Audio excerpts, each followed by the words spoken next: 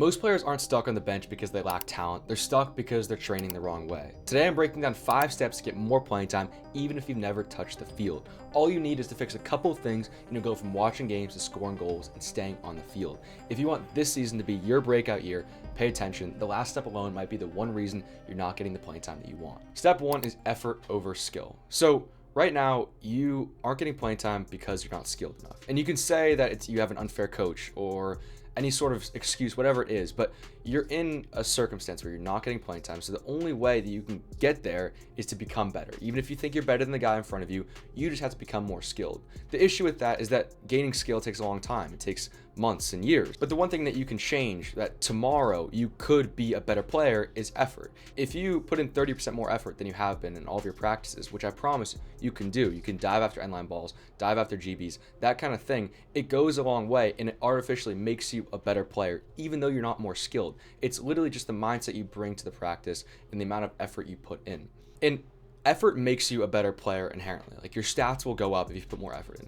But for playing time specifically and being a part of a team specifically, it has even bigger effect, because when a coach sees you diving after end line balls, going for the gritty ground balls, all of those kinds of little effort plays, he wants you on the field because it's much easier to coach skills than it is to coach effort. So if you already have that effort piece, a coach can look at you and say, hey, I can mold this player into something good because he already has the intangible. He already has that effort piece that I know I can't drill into these talented kids who just don't want it enough. So if you don't have the skills to be on the field or to get the playing time you want, supplement it with effort and just keep doing that. I mean, it will never be a bad thing to put effort in onto the field. Number 2, stay after practice. So when everyone goes to their bags, to the locker room, I want you to be staying after practice for 20 or 30 minutes. And while it may seem like you're just working harder, you actually most times aren't, because what's happening is when you get deeper into the season, the starters tend to get way more reps in practice than the backups do.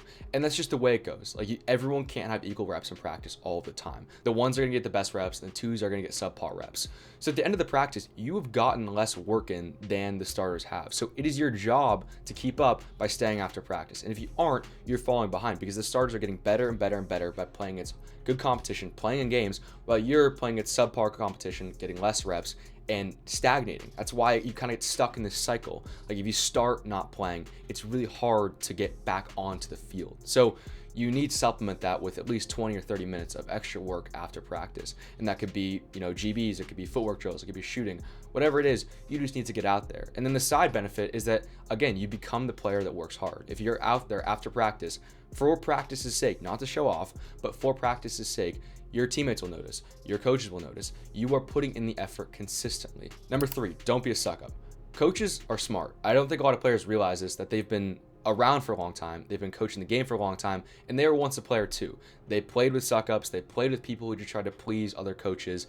They know what's going on more than you realize. So you trying to game the system by maybe talking to the coach or asking questions you already know the answer to, or only giving effort when the coach is watching, it never works, and it will have a negative effect on your playing time and how much a coach likes you, and more importantly, how much your teammates like you, because everyone can see it. Everyone can see the one player who's just trying to be goody two-shoes, trying to suck up to the coach for that sake, not for being a good player's sake, but for trying to get their own benefit. And I'm not saying you should be a good teammate, like, you should be intent, you should listen to the coach, but it's hard to define it, but I think you know the difference between being a suck up and being a good teammate. And most of that is just intention. Like, what do you want from your actions? So if I ask my coach a question, it should be a good question that you don't know the answer to and that can benefit people around you. It shouldn't be something stupid that you're just saying so you can talk to the coach and make him like you more and make it seem like you're paying attention. Number 4, lift like a lacrosse player. So again, you have the skill deficiency if you're not on the field as much as you want. Another way to fill that after effort is getting the weight room. And a lot of people are in the weight room. A lot of lacrosse players in the weight room. I understand that. But the issue with a lot of high school recruits, high school and younger lacrosse players, is that they're lifting the wrong way. They take lifting programs that their friends are using, or that they see bodybuilders using, or that they see the average public using. And that's not what you want. You don't want to be this big, immobile object, even if you're very strong. You want to be athletic. You should be optimizing for speed and power rather than size. So you could be lifting a lot, but you could actually be maybe not setting yourself backwards, but not getting as much out of it as you maybe want. And to give you some perspective, I know that when I was in high school, and a lot of people I saw playing in high school, you lift 6 times a week, and you think that's great because you're putting a lot of work in, but it's just the wrong kind of work. Again, you're lifting more like a bodybuilder than an athlete. If you look at most college lacrosse programs, they're only lifting 4 times a week and sometimes 3 times a week, because the priority is getting on the field and doing conditioning and getting out and doing skill work. And then during those 3 to 4 times a week, you're doing dynamic movements. You're hitting your entire body in most of these lifts rather than isolating one body part at a time. Now, I know this is all easy to say, but hard to understand as a recruit. So I'm gonna make it super easy on you. I'm gonna give you a completely free lacrosse lifting plan in the description below. It's 4 days of lifts, it's dynamic, and it will get you better and get you onto the field. It's completely free. Just click the link below in the description. You can download it today. Number 5, play to make the starters better. This may seem counterintuitive, but I think this is one of the most powerful mental unlocks you can have as a backup to become a better player. Understanding your role is really important. So right now, what you're thinking about, or what I'm guessing you're thinking about, is getting onto the field to play. And you want to compete against the guys that are on the field. You want to take their spot. And that's not an awful mindset, but it can be discouraging when you don't get the result that you want. And the result that you want is to get onto the field. So if you're putting all this work in, you're getting after it every single practice, but it doesn't happen. Like, you don't get onto the field for the entire season, you might be crushed. And that kind of mindset of competing against your teammates can be negative. You're rooting against the people that are with you.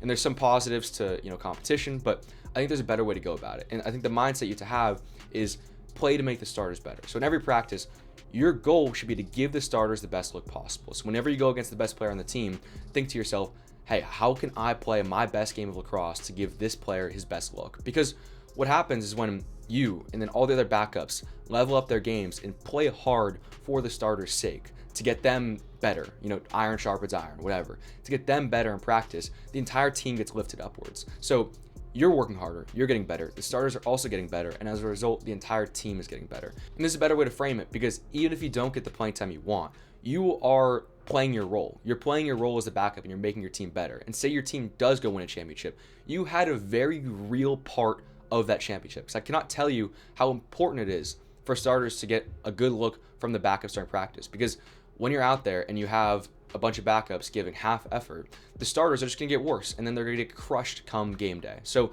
your role is extremely important as it is, and yes, you should strive for playing time, but understand what you're doing is important. And once you provide value to that perspective, you're going to be more motivated to get out there every single day. You're gonna be more motivated to work hard, and you're gonna feel like you're more part of the team than you are right now. The last bonus tip that I'll give you here is be ready. Like, you never know if someone gets hurt. Like, you don't want that to happen, but someone could get hurt, or you'll get called up. Starters playing bad, you get in there, and then once you are in that moment, you need to perform. Like, this is what it's all for. Like, once you're on the field, show that you're deserving of that moment.